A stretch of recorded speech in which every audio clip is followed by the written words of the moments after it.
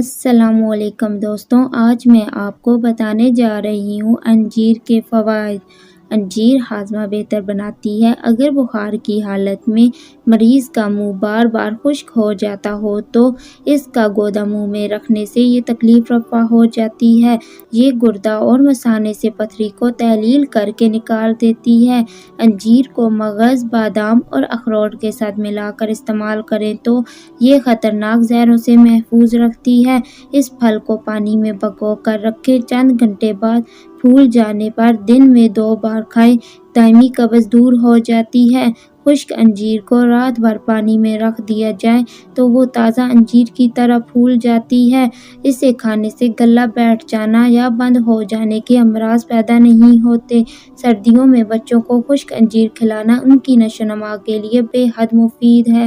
کھانسی، دمہ اور بلغم کے لیے انجیر انتہائی مفید ہے۔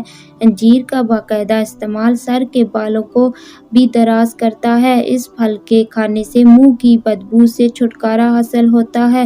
جن لوگوں کو پسینہ نہ آتا ہو ان لوگوں کے لیے انجیر کا استعمال مفید ہے۔